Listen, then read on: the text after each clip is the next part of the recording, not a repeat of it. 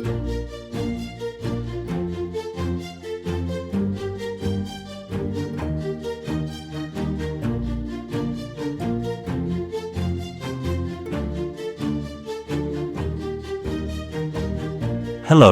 and welcome to another episode of Timeless Tales, where classic stories spring vividly to life.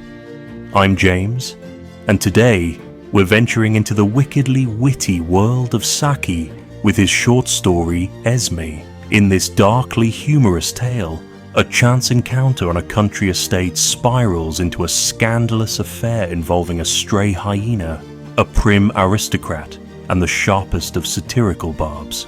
Saki's Esme offers a sly look at Edwardian society's pretensions, wrapped in a tale as outrageous as it is unforgettable. So settle in. This is one story that will leave you delightfully aghast.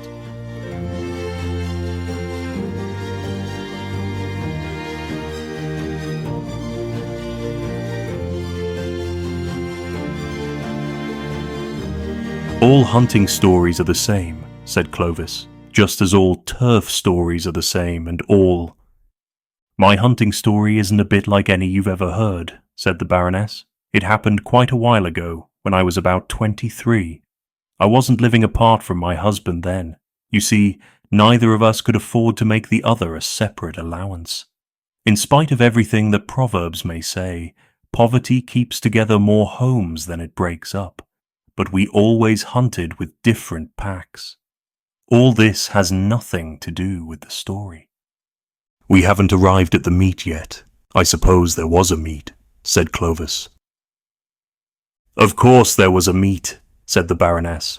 All the usual crowd were there, especially Constance Broddle. Constance is one of those strapping, florid girls that go so well with autumn scenery or Christmas decorations in church. I feel a presentiment that something dreadful is going to happen, she said to me. Am I looking pale?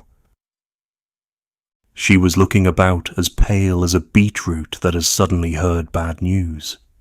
You're looking nicer than usual, I said, but that's so easy for you. Before she had got the right bearings of this remark, we had settled down to business. Hounds had found a fox lying out in some gorse bushes. I knew it, said Clovis. In every fox hunting story that I've ever heard, there's been a fox and some gorse bushes. Constance and I were well mounted, continued the Baroness serenely, and we had no difficulty in keeping ourselves in the first flight, though it was a fairly stiff run. Towards the finish, however, we must have held rather too independent a line, for we lost the hounds and found ourselves plodding aimlessly along miles away from anywhere. It was fairly exasperating, and my temper was beginning to let itself go by inches, when on pushing our way through an accommodating hedge we were gladdened by the sight of hounds in full cry in a hollow just beneath us. There they go, cried Constance, and then added in a gasp, In heaven's name, what are they hunting? It was certainly no mortal fox. It stood more than twice as high, had a short, ugly head, and an enormous thick neck. It's a hyena, I cried. It must have escaped from Lord Pabham's park. At that moment the hunted beast turned and faced its pursuers, and the hounds, there were only about 6 couple of them, stood round in a half circle and looked foolish. Evidently they had broken away from the rest of the pack on the trail of this alien scent, and were not quite sure how to treat their quarry now they had got him. The hyena hailed our approach with unmistakable relief and demonstrations of friendliness. It had probably been accustomed to uniform kindness from humans, while its first experience of a pack of hounds had left a bad impression. The hounds looked more than ever embarrassed as their quarry paraded its sudden intimacy with us, and the faint toot of a horn in the distance was seized on as a welcome signal for unobtrusive departure. Constance and I and the hyena were left alone in the gathering twilight. "What are we to do?" asked Constance. "What a person you are for questions," I said. "Well, we can't stay here all night with a hyena," she retorted. "I don't know what your ideas of comfort are," I said, "but I shouldn't think of staying here all night, even without a hyena. My home may be an unhappy one, but at least it has hot and cold water laid on, and domestic service, and other conveniences which we shouldn't find here. We had better make for that ridge of trees to the right. I imagine the Crowley Road is just beyond. We trotted off slowly along a faintly marked cart track, with the beast following cheerfully at our heels. What on earth are we to do with the hyena? Came the inevitable question. What does one generally do with hyenas? I asked crossly. I've never had anything to do with one before, said Constance. Well, neither have I. If we even knew its sex, we might give it a name. Perhaps we might call it Esme. That would do in either case.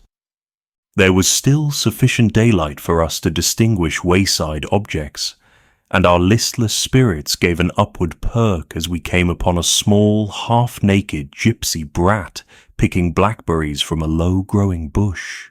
The sudden apparition of two horsewomen and a hyena set it off crying, and in any case, we should scarcely have gleaned any useful geographical information from that source.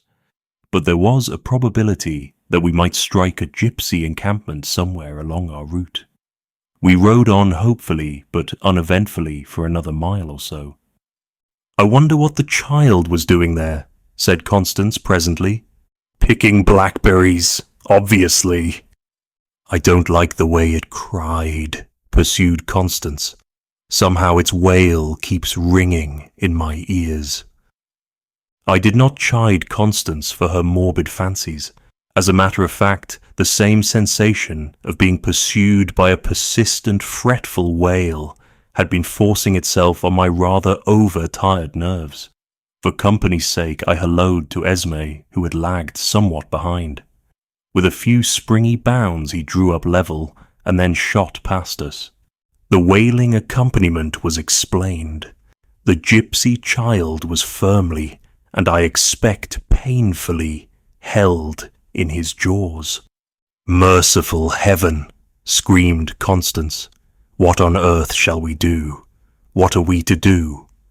I am perfectly certain that at the last judgment Constance will ask more questions than any of the examining seraphs.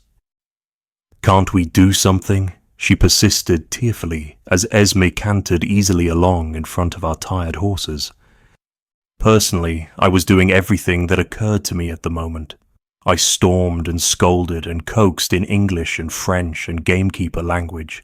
I made absurd, ineffectual cuts in the air with my thongless hunting crop. I hurled my sandwich case at the brute.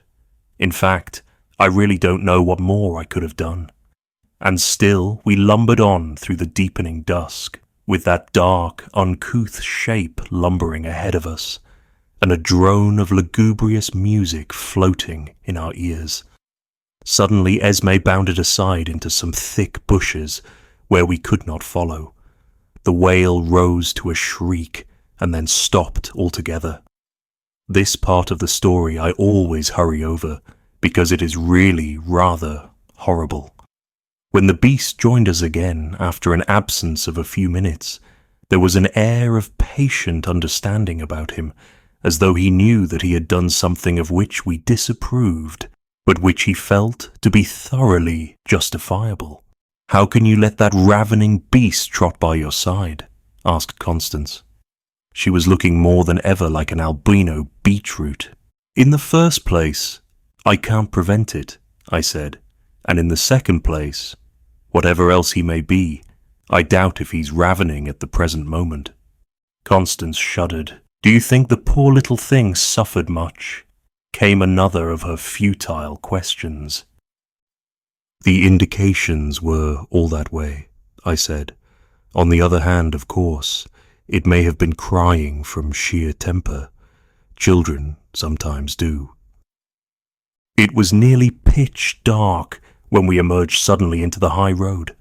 A flash of lights and the whir of a motor went past us at the same moment at uncomfortably close quarters.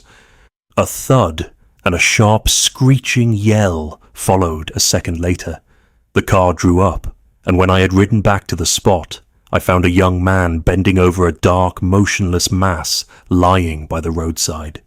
"You have killed my Esme," I exclaimed bitterly. "I'm so awfully sorry," said the young man. "I keep dogs myself, so I know what you must feel about it. I'll do anything I can in reparation." "Please bury him at once," I said. "That much I think I may ask of you." "Bring the spade, William," he called to the chauffeur. Evidently hasty roadside interments were contingencies that had been provided against. The digging of a sufficiently large grave took some little time. "I say, what a magnificent fellow," said the motorist as the corpse was rolled over into the trench. "I'm afraid he must have been rather a valuable animal." "He took second in the puppy class at Birmingham last year," I said resolutely. Constance snorted loudly. "Don't cry, dear," I said brokenly. "It was all over in a moment. He couldn't have suffered much." "Look here," said the young fellow desperately. "You simply must let me do something by way of reparation." I refused sweetly, but as he persisted, I let him have my address. Of course, we kept our own counsel as to the earlier episodes of the evening. Lord Pabham never advertised the loss of his hyena. When a strictly fruit-eating animal strayed from his park a year or two previously, he was called upon to give compensation in 11 cases of sheep worrying and practically to restock his neighbours' poultry yards, and an escaped hyena would have mounted up to something on the scale of a government grant. The gypsies were equally unobtrusive over their missing offspring. I don't suppose in large encampments they really know to a child or two how many they've got. The Baroness paused reflectively and then continued. "There was a sequel to the adventure, though. I got through the post a charming little diamond brooch with the name Esme set in a sprig of rosemary. Incidentally, too, I lost the friendship of Constance Broddle. You see, when I sold the brooch, I quite properly refused to give her any share of the proceeds. I pointed out that the Esme part of the affair was my own invention, and the hyena part of it belonged to Lord Pabham, if it really was his hyena, of which, of course, I've no proof.